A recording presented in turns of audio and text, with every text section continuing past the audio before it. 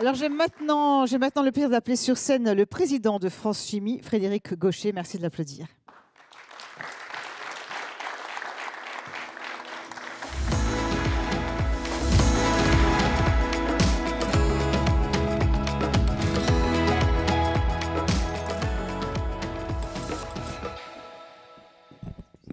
Oui, merci.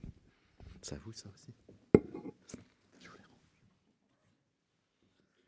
Bien, bonjour à toutes et à tous. Je voudrais vous remercier tout d'abord pour avoir participé à cette matinée qui a été particulièrement riche sur bien des thématiques. Alors, je voudrais démarrer mon propos, et les citations en ce sens sont nombreuses pendant tout ce qu'on a entendu ce matin, par une citation du député Jean-Marc Zulesi, que vous avez vu sur les vidéos. Il disait: quels que soient les enjeux industriels, il y a de la chimie. Il faut être fier d'avoir une excellence en matière de chimie sur notre territoire national. En effet, on l'a vu, la chimie est indispensable à notre vie quotidienne, mais aussi professionnelle. Alors, vous savez, il y avait une thématique, c'est, vous le voyez sur les panneaux, la chimie, c'est un atout. On n'a pas mis de point, on n'a pas mis de point d'interrogation, mais je pense qu'après ce qu'on a entendu ce matin, on peut mettre un point d'exclamation. C'est un atout à préserver. Et c'est un atout à préserver et à partager. Alors, je voudrais revenir sur les 3 thématiques clés que nous avons abordées ce matin. La première, c'est la transition écologique durable pour la planète. La seconde est une transition énergétique compétitive et pragmatique pour l'industrie française.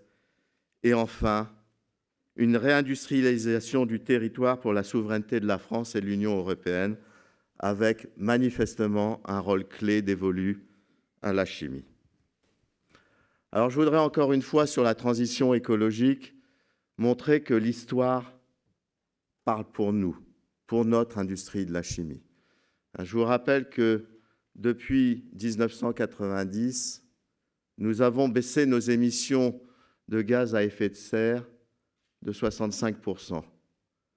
Ce qu'on doit aussi mentionner, c'est qu'on ne l'a pas obtenu en fermant des usines. Certes, des usines ont fermé, mais la valeur ajoutée de la production de la chimie en France, pendant la même période, a augmenté de 26%. Et donc ça nous donne beaucoup de crédibilité pour dire qu'on peut aller plus loin, et comme le rappelaient certains intervenants, pour aller jusqu'à 80% de réduction à l'horizon 2030-2035. Alors, c'est important pour nous d'avoir entendu que nos élus, nos partenaires industriels, les services de l'État sont conscients que cette transition écologique va nécessiter une industrie très forte et qui va avoir besoin d'innover beaucoup pour elle-même, mais aussi pour les autres. Et ça, cette innovation, ce n'est pas gratuit. Il faut de l'argent. Donc c'est important qu'on veille à ce que la chimie en France soit une industrie qui gagne de l'argent. Sans argent, il n'y a pas d'investissement. Et je citerai encore une fois un autre député, M. Schellenberger, qui disait « La chimie doit être à la pointe de la décarbonation. C'est la chimie, elle seule, qui apportera les solutions techniques et industrialisables en matière de décarbonation. La chimie est déterminante à réussir la décarbonation. » Je ne vous cache pas que cette citation est de la musique à mes oreilles. Et il est aussi important que les services de l'État, comme nos élus, ne se trompent pas sur les enjeux de cette transition. Frédéric Fournet donnait un exemple. L'exemple, c'était celui de produire de l'énergie. Un investissement en biomasse, 100 millions. Un investissement avec du gaz, 20 millions. Ce n'est pas la chimie qui paye l'écart. Ce sont nos clients. Tout l'argent vient de nos clients. Et aujourd'hui, il ne faut pas être naïf. Aujourd'hui, nos clients ont le choix. Pourquoi paieraient-ils un produit chimique plus cher alors qu'ils ont le choix de l'acheter en Amérique du Nord, en Asie, et qu'aujourd'hui, non seulement rien n'empêche un membre de l'Union européenne de l'acheter à l'étranger, mais je ne parle même pas de la majorité de nos clients qui ne sont pas dans l'Union européenne. Et ça, c'est probablement le point le plus important.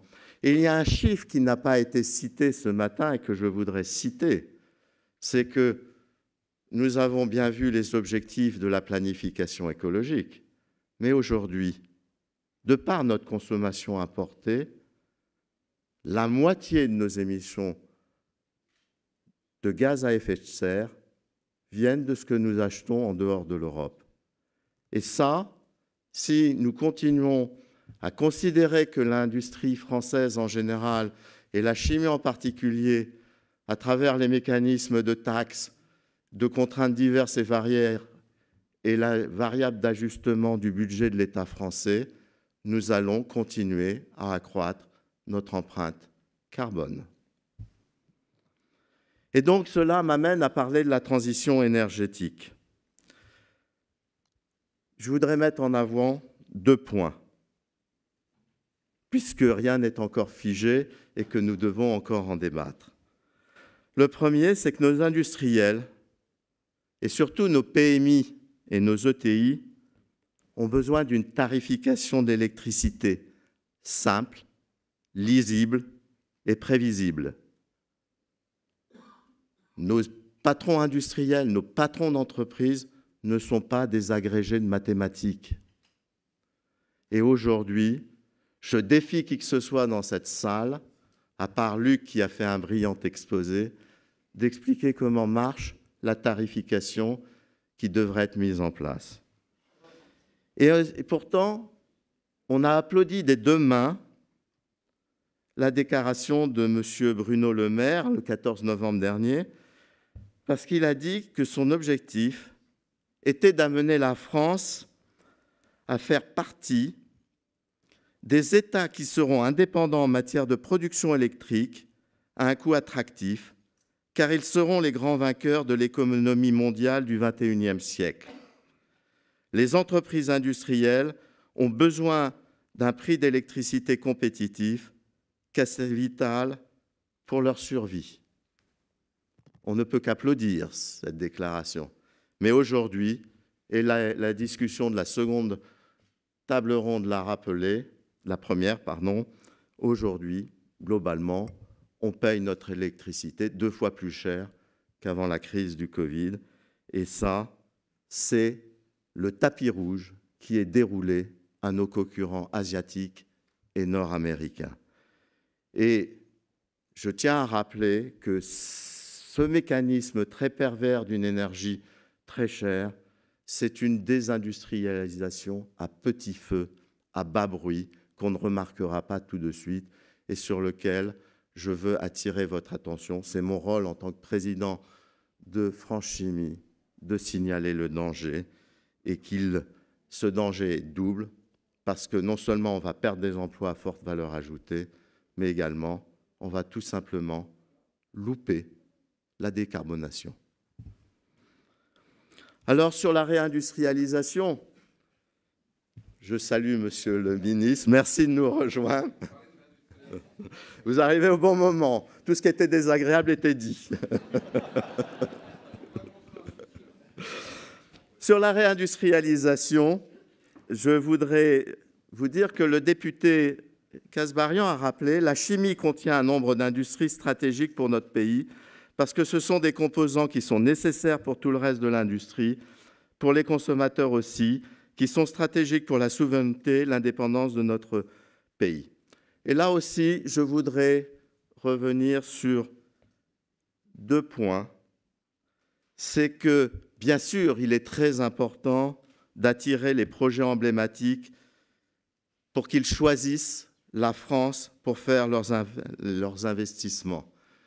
Et je comprends tout à fait que ce soit l'occasion de mettre en place des mesures d'exception pour que ces investissements aboutissent bien en France.